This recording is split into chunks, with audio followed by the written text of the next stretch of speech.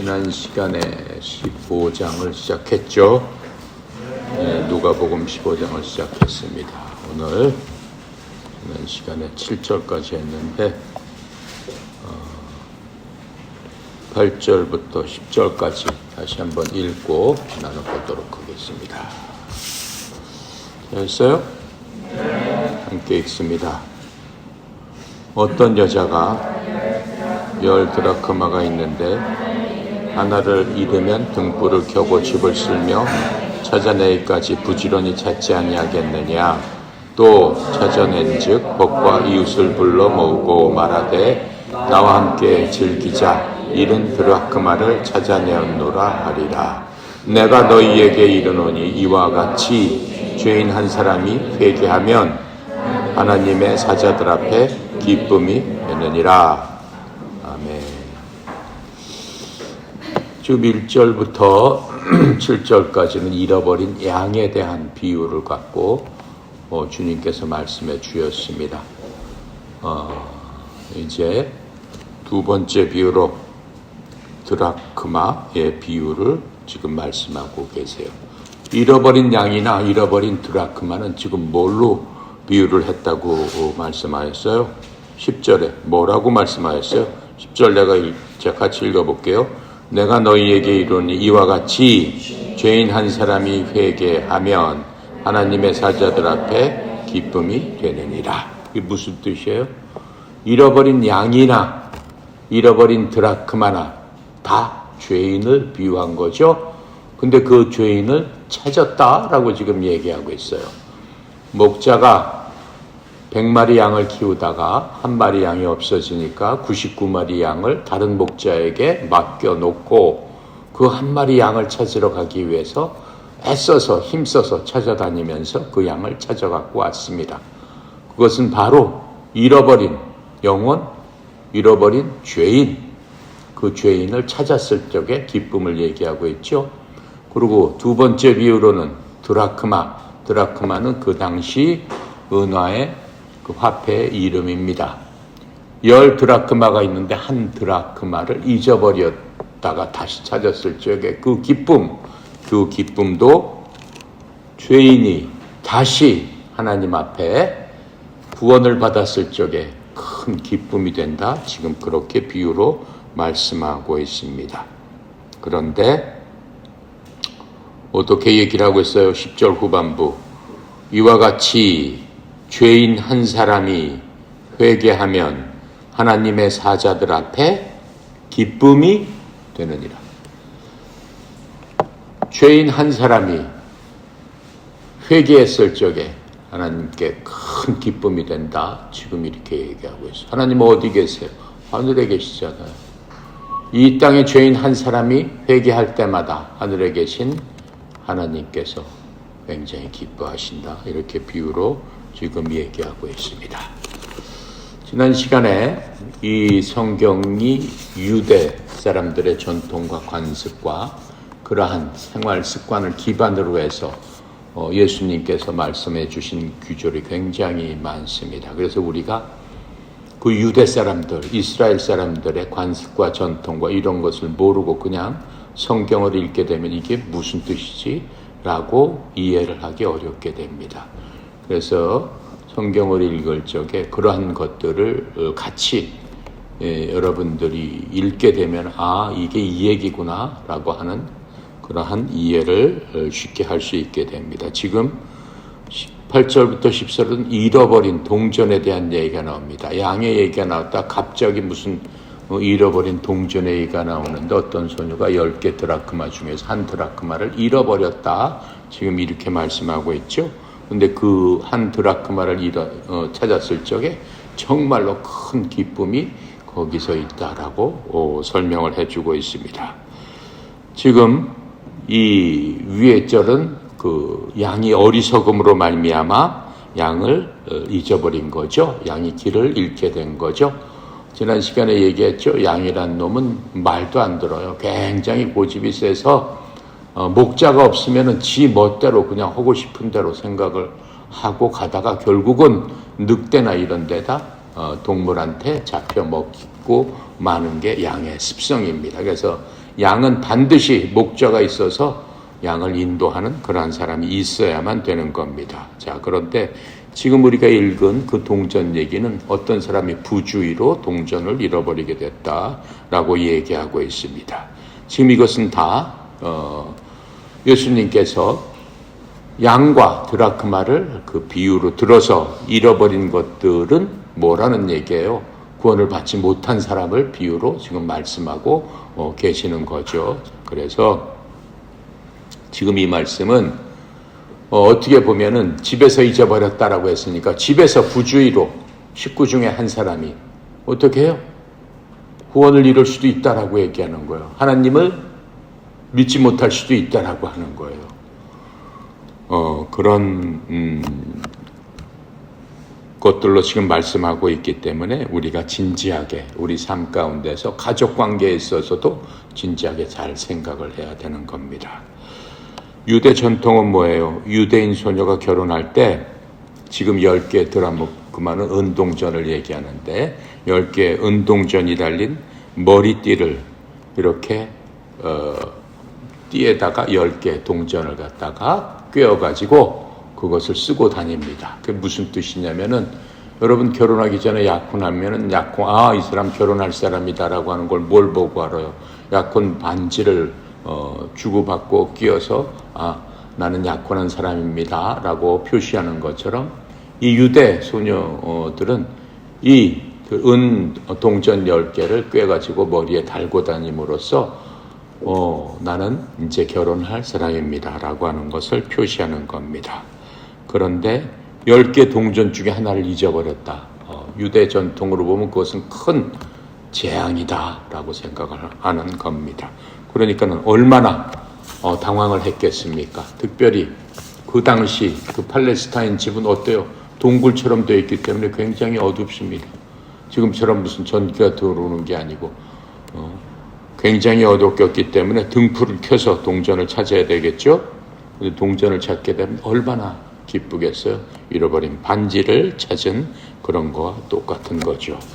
그래서 지금 그것을 비유로 들어서 잃어버린 자에 대해서 주님께서 그렇게 말씀을 해 준 것입니다. 그래서 이 두 가지 비유는 잃어버린다는 것이 무엇인지, 그렇죠? 잃어버린 영혼이 무엇인지 우리가 이해할 수 있도록 예수님께서 이렇게 쉽게 설명을 해 주신 겁니다. 첫 번째, 잃어버린 건 뭐예요? 있어야 할 자리에 양이 없어진 거죠. 보호받아야 될 자리에 양이 없어진 거죠. 또 양은 양떼에 속해 있는 거죠. 그런데 거기서 제자리에 없기 때문에 양이 지 멋대로 가다가 어떻게 되겠어요? 결국은 잡혀서 동물한테 먹혀버리든가 헤매다가 결국은 죽게 되는 거예요. 양은 굉장히 미련합니다. 그리고 양은 여러분 그림책이나 아니면은 무슨 TV에서 보면 양 몸집이 굉장히 뚱뚱하지 않습니까? 그래서 양은 한 번 옆으로 자빠지면 혼자 못 일어나요. 반드시 목자가 일으켜 세워줘야지만 일어나야 될 정도로 그렇게 둔한 게 양입니다. 그리고 또 뭐예요? 동전은 체인에 속해 있는데 잃어버린 죄인은 어때요? 하나님 곁을 떠났다라고 지금 얘기를 하고 있는 겁니다. 또 잃어버렸다는 얘기는 뭐예요? 주님의 돌봄에서 떨어졌다라고 얘기하는 거예요. 시편 23편은 뭐라고 써 있어요? 목자와 양에 대해서 우리에게 그 말씀을 하고 있습니다. 시편 23편은 다윗이 쓴 겁니다. 뭐라고 써 있어요? 주는 나의 목자시니 내게 부족함이 없으리로다. 그렇게 얘기하면서 주께서 나를 푸른 초장 잔잔한 물가로 인도하시는 도다. 그렇죠? 그래서 주가 항상 나와 함께 하시며 그 이름을 위하여 나를 의의 길로 인도하시는 도다. 그것뿐만 아니죠. 내가 사망의 음침한 골짜기, 사망의 그는질 골짜기를 다닐지라도 내가 해를 두려워하지 않으면, 해라는 얘기는 하늘에 있는 선이 아니에요. 나를 어택하고 나를 나를 해치는 그러한 나의 대적하는 그것들을 두려워하지 않으면은 주의 지팡이와 막대기가 나를 보호해 주시기 때문이다. 그게 목자란 말이에요. 그게 여러분이 믿는 하나님 아버지란 말이죠. 그리고 그것뿐만 아니죠. 하나님께서 어떻게 하세요? 여러분, 우리의 원수 마귀의 목전에서 하나님께서 상을 베푸사 내 머리에 기름을 부으시니 내 잔이 넘치나이다. 하나님께서 잔이라는 것은 축복해 주신다는 거예요. 영육간에 강건하게 해 주신다라고 하는 거예요. 생명을 주시되 풍성한 생명으로 주님께서 그렇게 해 주신다는 거예요. 그래서 우리가 할 수 있는 거는 뭐예요? 내 평생의 소원은 주와 함께 있으면서 주를 찬양하는 것이다. 이렇게 다윗이 노래를 했습니다. 시편 23편 말씀처럼 주님께서는 우리의 목자가 되시고 우리는 그분의 양이 되는 바로 그런 겁니다. 지금 그러한 양이 지 멋대로 다니게 되면은 그러한 보호를 전혀 못 받게 되는 거죠. 그리고 결국에는 어떻게 돼요? 멸망하고 죽임을 받게 되는 겁니다. 자, 그래서 이렇게 잃어버린 양이나 또 잃어버린 동전은 더 이상 주님한테는 가치가 없는 겁니다. 안타깝지만 아무런 가치가 없는 겁니다. 잃어버린 이러한 죄인들은 그리스도 안에서 하나님께서 그 사람에게 베풀어 주시는 풍성한 은혜와 긍휼과 하나님께서 주시는 그러한 풍성한 사랑을 경험하지 못하며 스스로 광야에 서 있는 그러한 죽을 운명의 양 같은 그러한 존재, 전락하게 되는 겁니다. 하지만 이를 뒤집어 말하면은 이러한 양을 찾게 되는, 즉 구원을 받게 되는, 그래서 그 양과 드라크마가 제자지로 돌아오게 되는 바로 그런 것들을 의미하게 되는 거죠.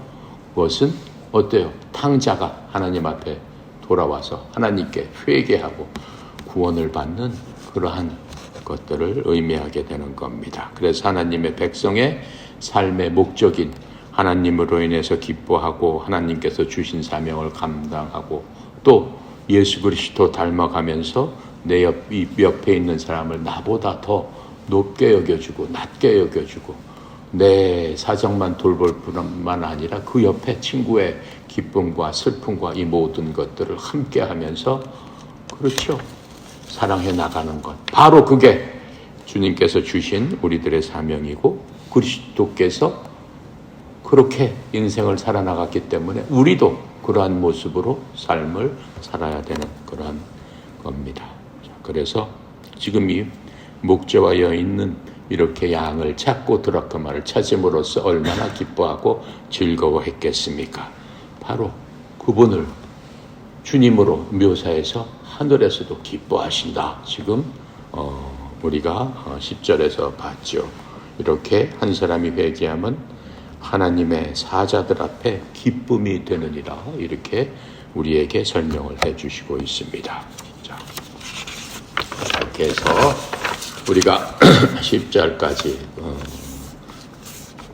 공부를 해봤습니다. 지금 여기서 이 서기관과 바리새인들은 계속 나오고 있죠. 서기관과 바리새인들이 있는 그 현장에서 주님께서 이렇게 말씀을 해주신 겁니다. 서기관과 바리새인들이 성경에 대한 지식이 대단히 뛰어나다고 이미 얘기했습니다. 그럼에도 불구하고 하나님께서는 방탕한 아들을 불쌍히 여기는 아버지와 같다라고 하는 것을 서기관과 바리새인들은 얘기하지 않았어요. 그냥 무서운 하나님, 두려운 하나님 그것만 얘기했어요.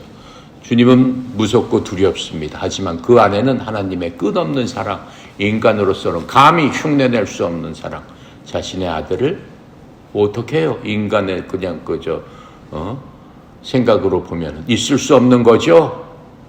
몸을 다 찢기고 그렇죠. 멸시를 받고 말할 수 없는 고통 가운데 자기의 아들을 죄의 그러한 속죄의 죄물로 내줄 수 있는 그런 분이 어디 있겠습니까?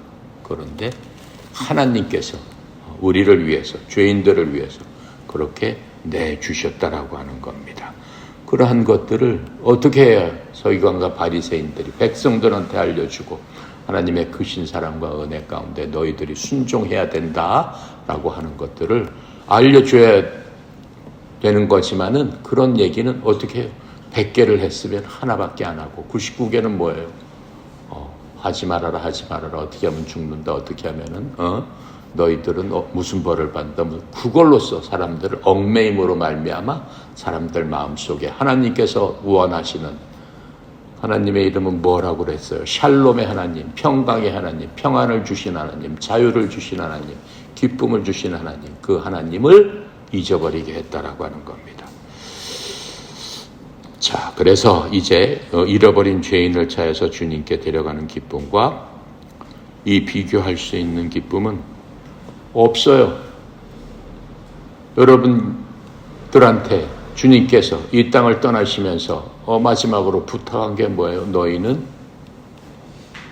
조금 있으면 내가 성령을 보내줄 테니 성령을 받은 사람은 사마리아 예루살렘과 땅끝까지 가서 내 복음의 증인이 되라. 누구한테 얘기한 거예요? 여러분과 나한테 얘기한 겁니다. 그 예수님, 그 주님의 그러한 부탁의 말씀을 우리가 어떻게 해야 되겠어요?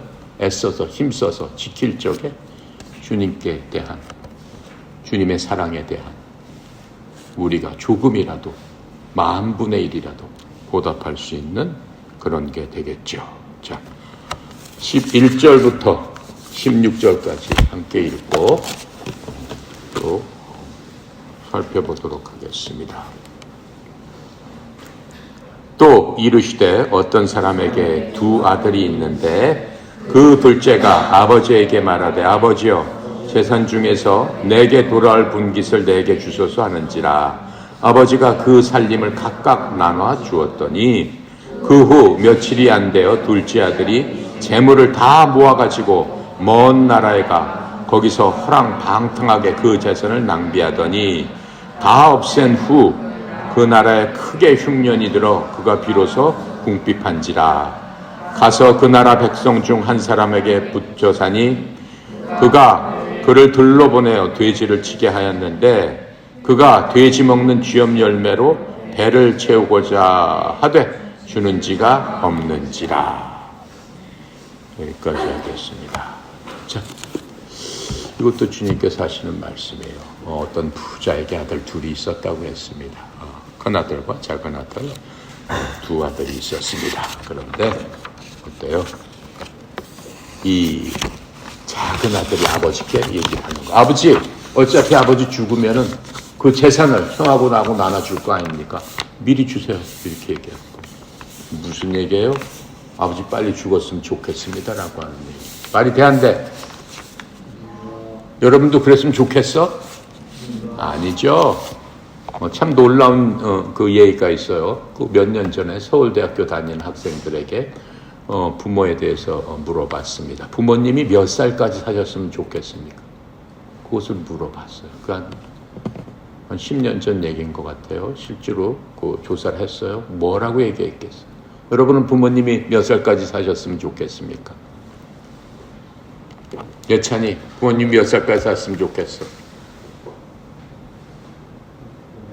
응? 몇 살? 오래오래. 몇 살? 응? 생각해봐. 몇 살까지 사셨으면 좋겠다, 우리 부모님. 응? 90세.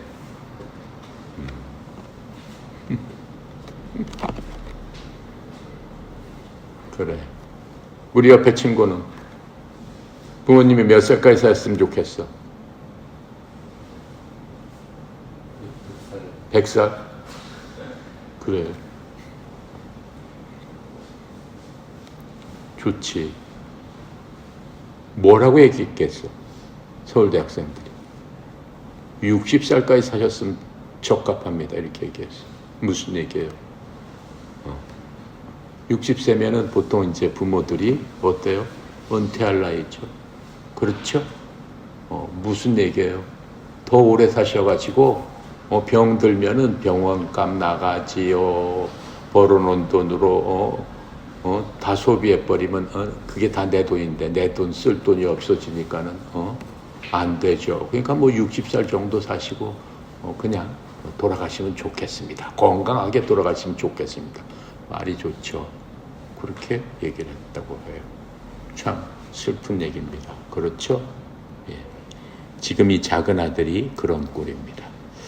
유대법에 따르면은 이 장자, 큰 아들은 다른 아들에 비해서 2배를 받습니다. 우리나라도 옛날 법이 그랬죠. 그제 이제는 안 그래요. 남자고 여자고 아들이고 딸이고 다 필요 없어요.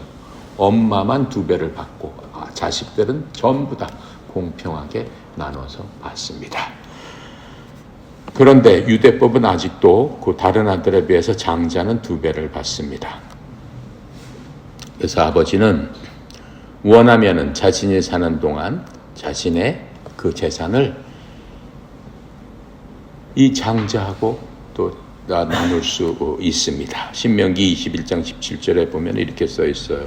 아들에게 자기의 모든 소유에서 2목을 줌으로써 그를 맏아들로서 인정할지니. 그러니까 맏아들은 2배를 주라고 돼 있습니다. 그래서 지금 이 어린 아들이 재산의 몫을 요구하고 심지어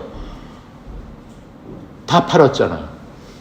어린 아들이 그러니까는 그거 띄워줬어요. 아버지가 띄워줬는데 금방 어떻게 했어요? 그 재산을 싹 팔아가지고 어디로 갔다는 거예요?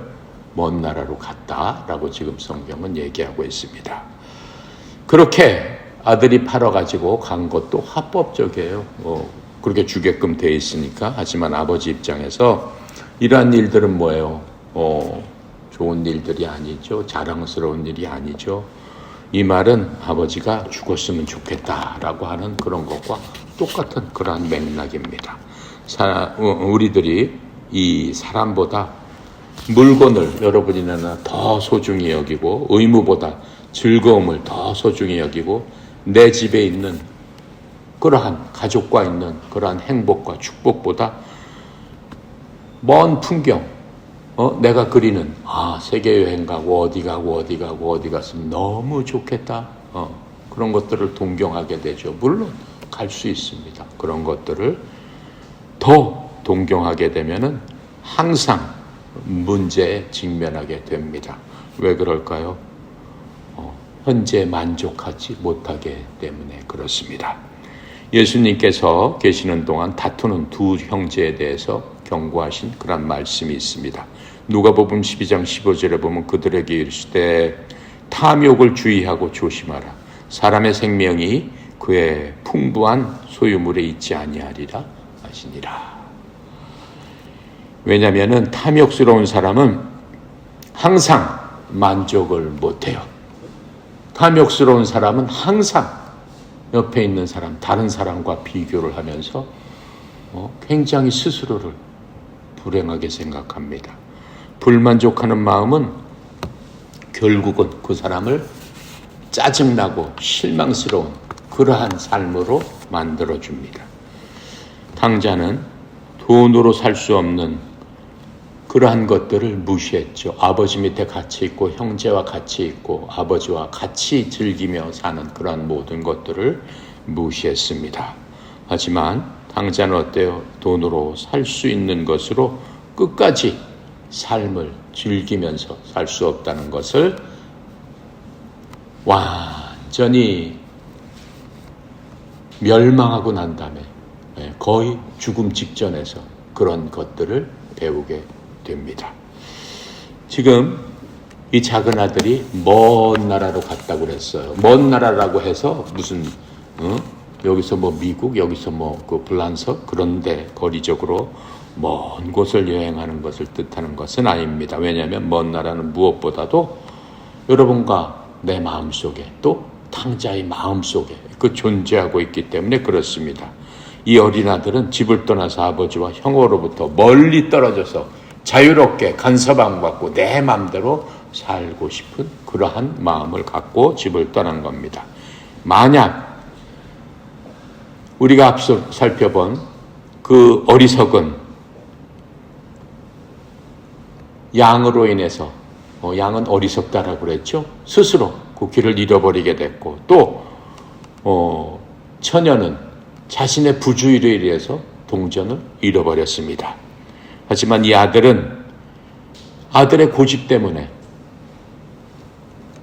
아버지로부터 떨어져 나가고 잃어버린 자식이 된 것입니다. 그래서 그 아들은 자신이 원하는 뜻대로 삶을 살았죠. 그리고 자신의 아버지에게 반항해서 아버지 마음을 아프게 했죠. 하지만 아버지는 그래도 자식이 원하는 대로 그냥 다 해주었습니다. 하지만 이 타국 생활에 이 아들이 자기가 생각하는 것처럼 멋지고 화려하고 뭔가 꿈을 이루고 하는 것과는 완전히 달랐습니다. 돈이 다 떨어지자 친구들은 어때요? 그동안 그 돈을 보고 옆에 붙어있던 모든 친구들은 떠나게 됐습니다. 더군다나 경기가 나빠져서 불경기가 되고 기근이 닥치니까는 이제 자신이 아버지에 있을 때보다 비교할 수 없을 정도로 아버지에 있을 때 하지 않았던 그러한 험한 일들을 해야지만 먹고 살 수 있는 그러한 지경이 됐습니다. 이 모습은 아버지의 뜻을 거절하는 사람의 삶에서 정말 죄가 어떠한 일을 하는가라고 하는 것들을 보여주고 있습니다. 여기서 아버지는 하나님을 떠난 사람이죠. 하나님을 떠난 사람의 삶은 어떠한 모습으로 결국은 그 사람에게 닥쳐오는가라고 하는 것을 보여주는 겁니다. 죄를 지면은 뭔가 자유로운 것 같지만 어때요? 실제로는 이제 죄의 종노릇이 되어서 결국은 속이고 죽이고 멸망하게 되는 생명을 앗아가는 그러한 종국을 맞이하게 되는 겁니다. 요한복음 8장 34절에 예수님께서 그들에게 대답하시되 진실로 진실로 내가 너희에게 누구든지 죄를 짓는 자는 죄의 종이니라. 일단 한번 죄를 짓게 되면은 그 죄에 따라가게 됩니다. 마치 마약과 같은 겁니다. 마약을 한번 하게 되면은 마약 없이는 살지 못합니다. 그렇게 죄도 마찬가지입니다. 이 죄는 무언가 성공을 약속하는 것 같지만은 결국은 실패를 가져다주고 생명을 주는 것 같지만은 죄의 싹은 성경은 사망이라고 얘기하고 있어요. 로마서 6장 23절에 이렇게 말씀하고 있습니다. 죄의 싹은 사망이나 하나님의 선물은 예수 그리스도 우리 주를 통해서 얻는 영원한 생명이니라. 죄는 누구의 도구예요? 마귀의 도구입니다. 마귀를 통해서 인간에게 죄가 들어왔죠. 아담과 하와가 하나님의 형상으로 지음을 받아서 행복하고 편안하고 그렇죠? 걱정할 것 없는, 염려할 것 없는 그러한 삶을 살다가 어때요? 마귀가 하와를 통해서 죄를 짓게 만들죠. 어떻게 죄를 짓게 만들었어요? 하나님께서 하지 말라는 짓을 하게끔 만들었습니다. 무슨 짓을 하게끔 만들었어요? 에덴 동산 중앙에 있는 그 선악과를 보니까는 탐스럽고 먹기도 하고 보암짓도 하고 정말 지혜롭게도 하게 하는 보기만 해도 훌륭한 그러한 과일. 그 과일은 하나님께서 뭐라고 말씀하셨어요? 너희들은 그걸 먹으면 안 된다. 먹을 수 없다. 이렇게 말씀하셨죠. 그런데 마귀가 속삭입니다. 뭐라고 해요? 아니다. 하나님께서 뭐라고 하시더냐? 저걸 먹으면은 죽을까 하노라 이렇게 말씀하셨다라고 얘기해요. 하나님께서 죽을까 하노라라고 하셨어요? 아니죠. 반드시 죽으리라 이렇게 말씀하셨습니다. 마귀가 뭐라고 속삭입니다. 아니야, 괜찮아. 그것을 먹게 되면 네가 눈이 밝아져서 하나님과 같이 선악을 알게 되고 너도 신과 같이 된다. 이 말로 계속해서 여자를 꼬드깁니다. 여자가 그 말에 넘어가서 그 선악과를 먹음으로써 죄를 짓게 됩니다. 하나님께서 하지 말라고 하는 일을 한 것이 죄다라고 성경은 얘기하고 있는 겁니다. 그게 이 세상에 처음 들어온 죄다라고 하는 겁니다.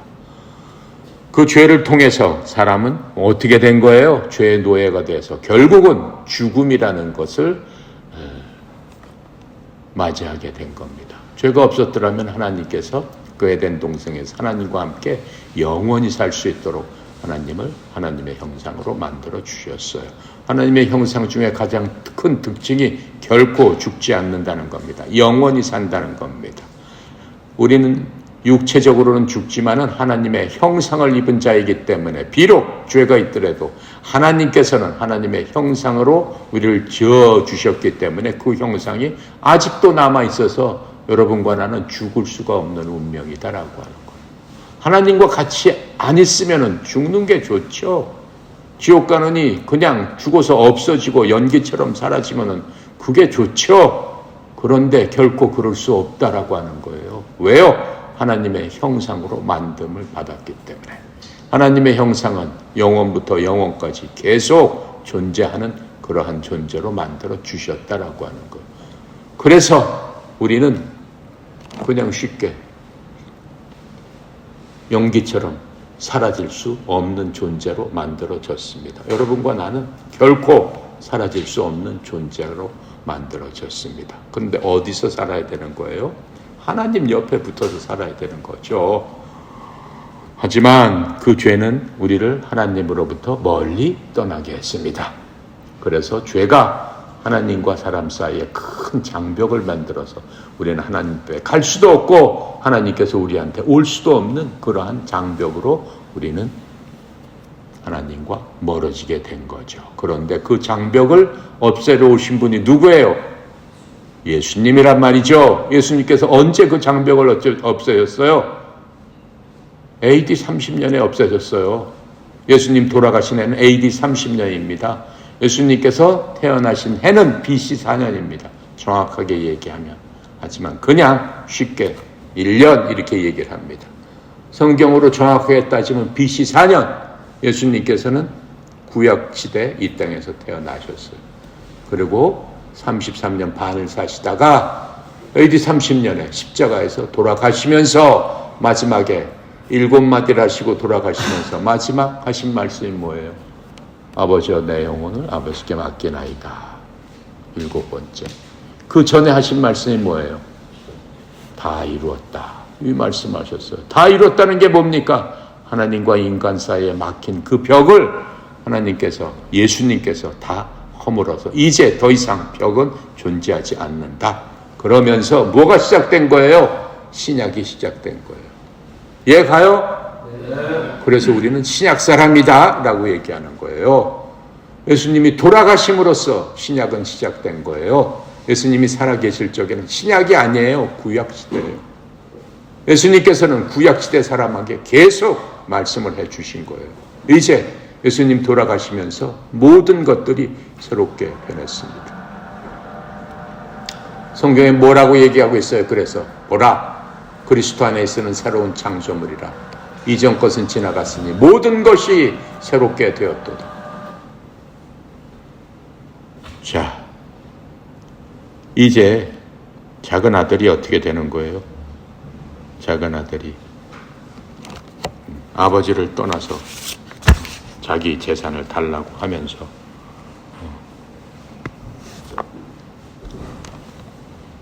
떠나갑니다. 떠나갔는데 어떻게 됐어요?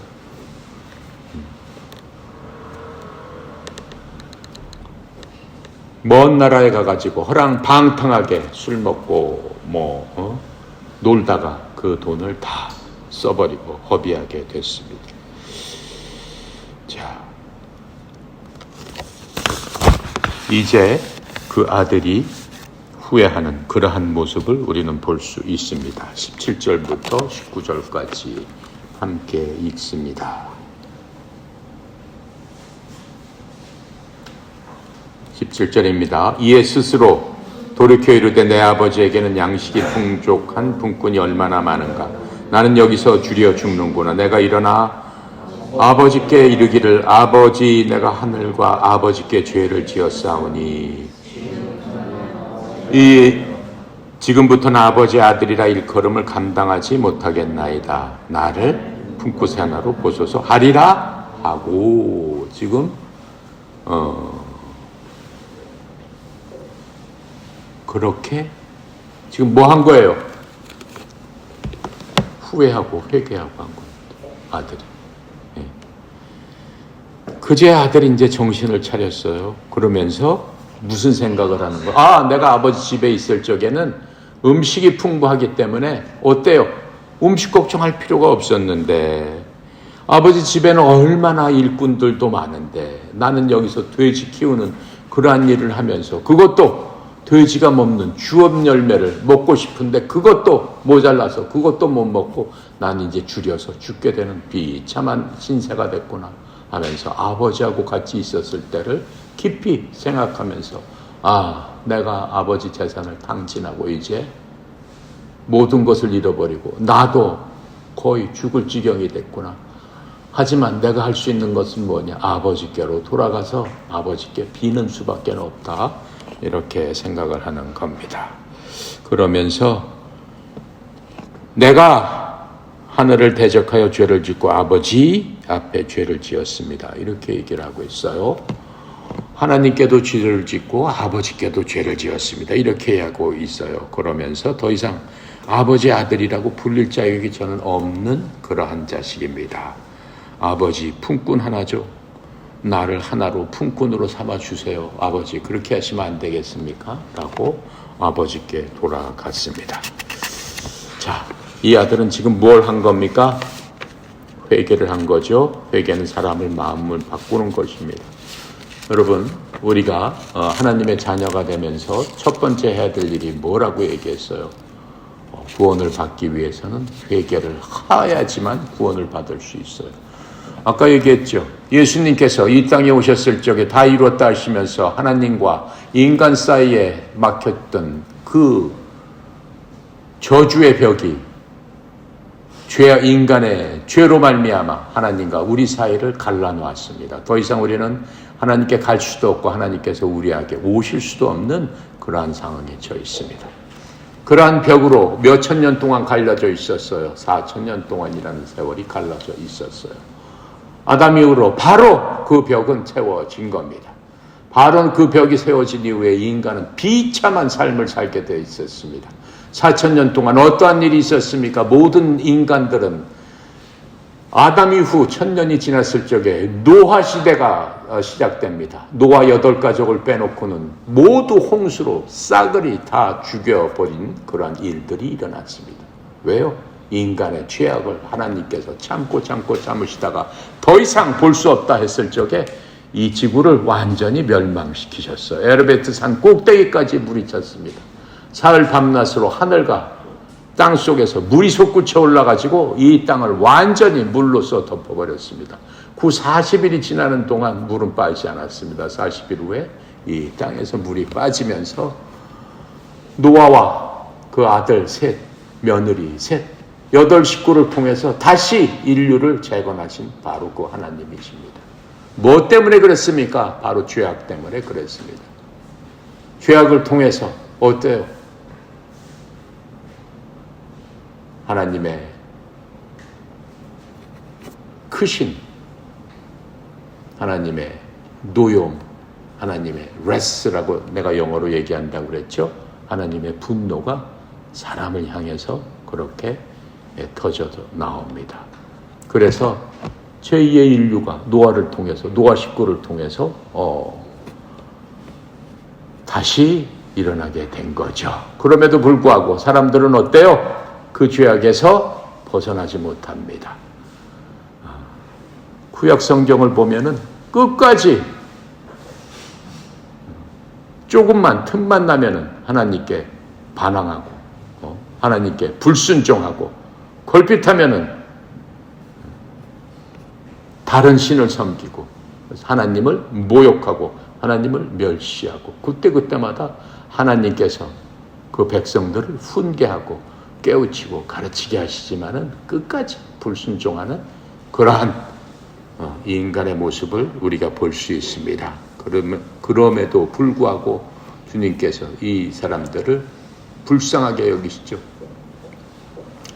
하나님이 세상을 이처럼 사랑하사 독생자를 주셨으니 누군지 그를 믿는 자마다 영생을 얻게 하려 하심이라. 요한복음 3장 16절의 말씀입니다. 하나님께서 이 세상을 그래도 사랑하시는 분이 하나님이에요. 정말 대단하신 하나님이십니다. 자, 그래서 성경에서는 예수님을 통해서 마지막 수단으로 그 방법을 택하신 겁니다.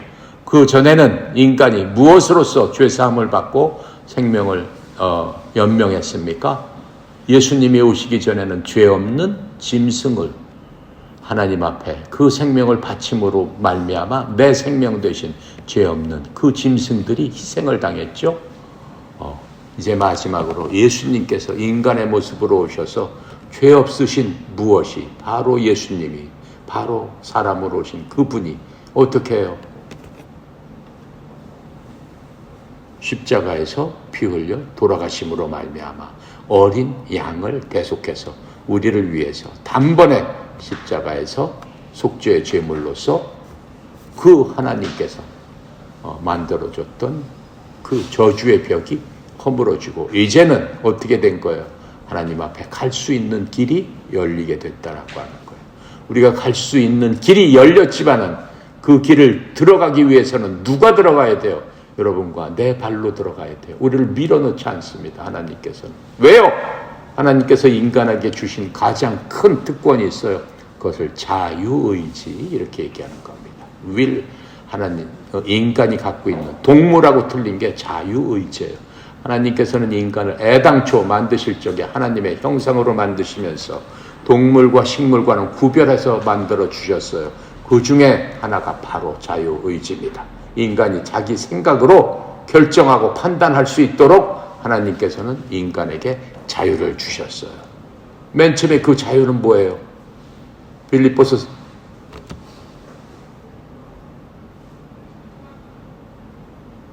몇 장인가? 빌립보 3장 8절에 있는 그 자유의지를 주셨어요. 무엇은 참되고 거룩하고 선하고 그렇죠? 칭찬받을 만하고 그런 것들만 생각할 수 있도록 자유의지를 주셨어요. 거기다 플러스 알파가 속해진 거죠. 플러스 알파가 뭡니까? 마귀 사탄이 우리에게 준 죄입니다. 사람을 걱정하고 염려하고 불신하고 싸우고 다투고 음행하고 그렇죠? 시기하고 질투하고 모욕하고 싸우고 죽이고 거짓말하고 흉보고 바로 그게 마귀의 생각이에요. 그런 것들을 누가 줬다는 거예요? 마귀가 주셨다는 거예요. 그래서 우리는 어떻게 싸우는 거예요? 끝까지 그런 생각과 하나님께서 주신 그 생각이 우리 속에서 싸워서 우리의 자유의지가 어디로 가야 된다는 거예요? 하나님께서 말씀하신 순수하고 착하고 정직하고 의롭고 선하고 칭찬받을 만하고 무슨 그름이 있든지 무슨 덕이 있든지 그것들만 생각하는 그 의지로 갔을 적에 우리는 그리스도 닮는 형상이 된다라고 하는 거예요. 하지만 여러분과 나한테 항상 공격하는 것들이 있죠. 눈으로 보이는 세상은 마귀의 세상이에요. 이 세상에서 보이는 모든 미디어 이러한 모든 것들은 좋은 프로그램도 있지만 90% 이상은 마귀가 공중 권세를 잡고 있기 때문에 마귀에게 조종되는 그러한 세상에 살고 있어요. 그러니까 우리가 정신을 똑바로 차리지 않으면 어떻게 해요? 우는 사자처럼 여러분을 삼킬 수 있다라고 하는 거예요. 당하면 되겠어요? 안 되겠어요? 네, 당하지 않는 방법이 회개하는 거예요. 회개는 두 가지가 있습니다. 맨 처음에 여러분 하나님 믿고 구원받았을 때 영접하는 자 그 이름을 믿는 하나님의 자녀가 되는 권세를 받기 위해서 하는 회개. 그건 일생에 딱 한 번만 하면 되는 거예요. 아버지 하나님, 나는 무엇을 잘못했습니다. 앞으로 나는 이 모든 것들에서 벗어나서 이제 내 마음과 생각과 내 행동을 돌이켜 아버지 하나님께로 갑니다. 아버지, 나의 모든 죄를 용서하여 주시고 나를 받아 주시옵소서. 예수님께서 왜 용서를 해주십니까? 십자가에서 이미 피 흘리셨기 때문에. 그 흘리신 피가 나를 위해서 흘리신 피로서 제가 예수님을 받아들입니다. 그게 영접하는 거예요. 예수님의 흘리신 그 피가 나를 위해서 흘리신 피입니다. 그것을 내가 믿습니다. 그게 예수님을 영접하는 거예요. 그게 예수님의 이름을 믿는 거예요. 그때부터 여러분한테 뭐가 생기는 거예요? 예수 이름 권세가 여러분한테 생기는 거예요. 예수 이름 권세 대단한 겁니다. 여러분 살아가면서 매일매일을 예수 이름을 믿는 권세로서 이 세상을 이길 수 있어요. 여러분 큰 트럭이 고속도로를 막 달립니다. 8톤 트럭이 엄청난 큰 트럭이 달립니다. 저 앞에 아주 조그만 경찰이 하나 서 있어요. 그 큰 트럭을 타고 막 달리는 사람한테 호루라기를 딱 불어서 휘 불어서 여기 세워서 그러면 추록이 서요 안 서요? 서요 안 서요? 큰 추록이니까 그냥 무시하고 막 가요? 갈 수 없다라고 하는 거예요. 서야 되는 거예요. 왜요? 그 경찰은 쬐끄만 사람인데 그냥 손으로 서라 그러는데 그 큰 추록이 그냥 서. 왜요? 경찰한테는 뭐가 있기 때문에? 권세가 있기 때문에. 권세가 있기 때문에. 그게 바로 나하고 여러분이다라고 하는 거예요. 구원받은 사람한테는 예수 그리스도의 이름을 믿는 자, 영접하는 자, 하나님의 자녀가 되는 권세를 주셨으니 바로 그 권세를 얘기하는 겁니다. 우리는 그 경찰처럼 권세를 받았다라고 하는 거예요. 예수 이름 권세를 받았다라고 하는 거예요. 어떤 권세예요? 마귀가 꼼짝 못한다라고 하는 거예요. 경찰이 그 추록을 세우듯 우리도 마귀를 제압할 수 있는 권세를 받았다라고 하는 거예요. 이해 갑니까? 그러니까 성경에 보면 계속 나오죠. 제자들이 마귀를 쫓아내고 귀신 들린 사람을 쫓아낼 때 뭐라고 얘기해요?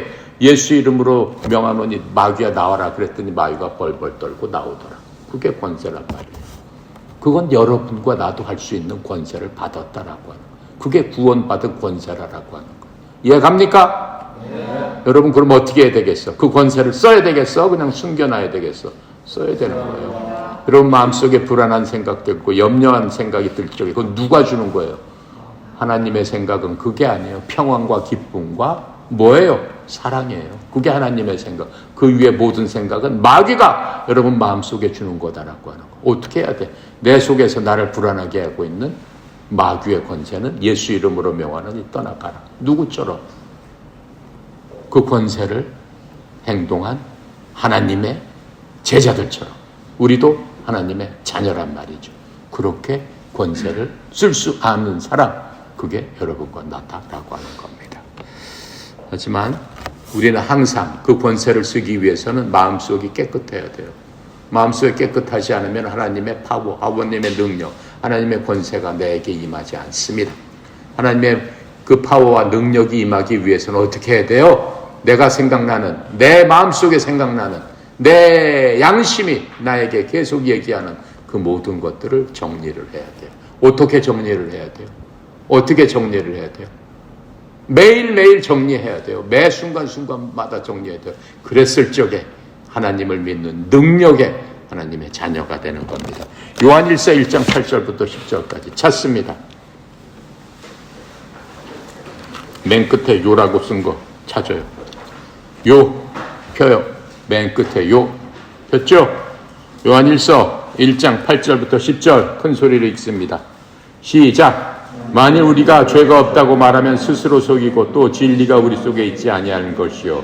만일 우리가 우리 죄를 자백하면 그는 미쁘시고 의로우사 우리 죄를 깨끗하게 사하시며 우리를 모든 불의에서 깨끗하게 하실 것이요. 만일 우리가 범죄하지 아니하였다 하면 하나님을 거짓말한 이로 만드는 것이니 또한 그의 말씀이 우리 속에 있지 아니하니라. 어떻게 해야 된다는 거예요? 우리는 죄인입니다 라고 고백하면서 구절처럼 해야 된다는 거예요. 이걸 마음속에 여러분 새겨야 돼요. 외워야 돼요. 이게 여러분을 어떻게 해요? 권세 있게 만드는 권총이다라고 하는 거예요. 권총을 갖고 있어야 돼요. 9절 다시 한번 읽습니다. 시작. 만일 우리가 우리 죄를 자백하면 그는 미쁘시고 의로우사 우리 죄를 사하시며 우리를 모든 불의에서 깨끗하게 하실 것이다. 미쁘시다는 얘기는 뭐예요? 페이스풀하다. 하나님은 믿음이 충만하신 분이다. 무슨 얘기예요? 하나님 한 번 하신 약속은 반드시 지켜주시는 분이다. 너는 내 아들이다 내 딸이다라고 했기 때문에 우리가 이렇게 했을 적에 그 믿음대로 말씀대로 우리가 이행했을 적에 어떻게 하시겠다는 거예요? 우린 모든 불의에서 깨끗하게 하실 것이다. 이해갑니까? 네. 그래서 여러분들이 하나님의 말씀이 여러분 속에 매일매일 쌓아질 적에 여러분의 양심을 어떻게 하는 거예요? 성령님께서 계속 더 세밀하게 건드셔서 그전에는 내가 양심상 뭐 그렇게 해도 아무런 느낌이 없었는데 이젠 조금만 다른 사람에 대해서 나쁜 얘기를 한다든가 나쁜 생각을 한다든가 친구에 대해서 어떻게 헐뜯는 얘기를 뭐 한다든가 하면은 내 마음이 안 좋단 말이죠. 내 마음이 무겁단 말이죠. 그게 뭐예요? 성령님께서 여러분의 양심을 녹화하기 시작하는 거예요. 그때마다 어떻게 해야 되는 거예요? 여러분의 양심은 세밀하게, 그렇죠? 반응하게 되는 거예요. 너무 훌륭하게 해야 되는 겁니다. 그게 성화되는 과정입니다. 그럴 때 어떻게 해야 돼요? 그때마다 지금 이 얘기를 해야 돼요. 하나님 미쁘시고 의로우사 우리가 그 죄를 자백하면 우리를 양털처럼, 그렇죠, 흰눈처럼 깨끗하게 해주셔서 우리의 모든 죄악이 동에서 서감아온 것처럼 하나님께서 우리의 죄악을 보지 않으신다. 하나님께서 내가 죄했던 모든 죄를 하나님의 등 뒤로 던지셔서 하나님 눈으로는 찾아볼 수 없게 하신다. 또 뭐라고 얘기하셨어요? 우리의 모든 죄를 이 세상 바다 가장 깊은 곳에 파묻어 주셔서 하나님도 그 죄를 보지 않으신다 라고 말씀하시는 거예요. 바로 그게 회개입니다. 알았죠? 네. 그렇게 회개하면서 하나님 앞에 나가서 하나님의 주신 권세로서 여러분의 삶을 형통하게 하기를 하나님께서 원하시는 겁니다. 이해가요? 네. 기도하고 마칩니다. 감사하신 하나님, 참으로 은혜 감사합니다. 특별히 사랑하는 아들, 딸들 하나님의 말씀으로 새롭게 하시고 또 주의 말씀으로 우리에게 힘을 주시고 능력 주시니 감사합니다. 이 세상 모든 것들을 이기시고 부활하신 주님, 우리 속에 있는 더럽고 추악하고 악한 죄성을 이제 주님의 십자가에 다 내려놨기 때문에 우리는 깨끗하고 의롭고 순수하게 된 하나님의 자녀임을 이 시간 고백합니다. 또한 이 세상 살면서 세상의 원수마귀들이 조금도 틈타지 못하도록 주님 가운데 주님 말씀 안에서 온전히 길을 걷고 주님의 손잡고 주님만 바라보고 의지할 적에 주가 목자가 되셔서 푸른 초장 잔잔한 물가로 인도하시는 주님만 따라가게 하여 주시옵소서. 아버지 하나님, 특별히 사랑하는 아들, 딸들을 지키고 보호하여 주셔서 운동하는데 조금도 어려움이 없고 다치지 않도록 더욱더 강건할 수 있도록 주님께서 지키고 보호하여 주시옵소서.